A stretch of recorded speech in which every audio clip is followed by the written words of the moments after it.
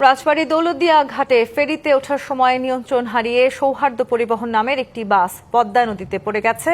এতে অনেকের হতাহতের আশঙ্কা করা হচ্ছে।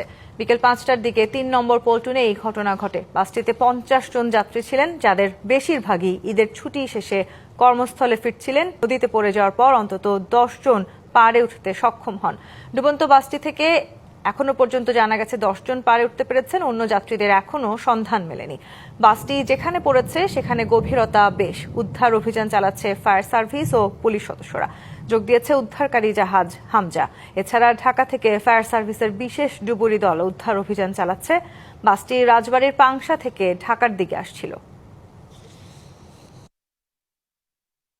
আমার মেয়ে নাতি আছে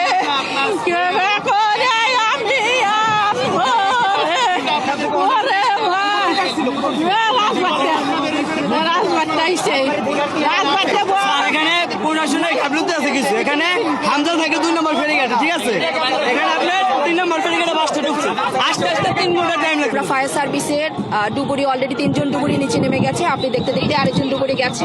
আমরা যেমনটি এখনো শুনেছি যে আমাদের সৌহার্দ্য একটি পরিবহনের বাস, যেটি পাংশা উপজেলা থেকে রওনা হয়েছিল এবং তারা ফেরিতে ওঠার সময় নদীতে পড়ে গিয়েছে। আমরা ফরিদপুর জেলা থেকে ডুবুরি দল আনাচ্ছি, তারা অল্প সময়ের মধ্যে আমাদের কাছে চলে আসবে। উদ্ধারকারী যে জাহাজ হামজা সেটি চলে আসছে, আমাদের কার্যক্রম চলবে। রাজবাড়ী দৌলতদিয়া ঘাটে ফেরিতে ওঠার সময় নিয়ন্ত্রণ হারিয়ে সৌহার্দ্য পরিবহন নামের একটি বাস পদ্মা নদীতে পড়ে গেছে। এতে অনেক হতাহতের আশঙ্কা করা হচ্ছে। এই মুহূর্তে ঘটনাস্থলে আছেন সহকর্মী দেবাশিস বিশ্বাস। আমরা আবারও যুক্ত হচ্ছি তার সাথে। দেবাশিস, সবশেষ তথ্য মতে ১০ জনকে উদ্ধার করা সম্ভব হয়েছিল।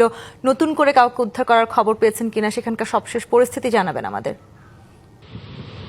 এই মুহূর্তে আছি এই যে হতাহতের যে দুর্ঘটনার খবর, এই খবরকে উদ্ধারকারী জাহাজ হামজা, এই হামজাতে আমরা এখানে আসি। এখানে আসার একটি কারণও আসলে রয়েছে। সেটি আমরা যখন পথে, অর্থাৎ ফেরির পথে আমরা যখন ছিলাম, ঠিক তখন আসলে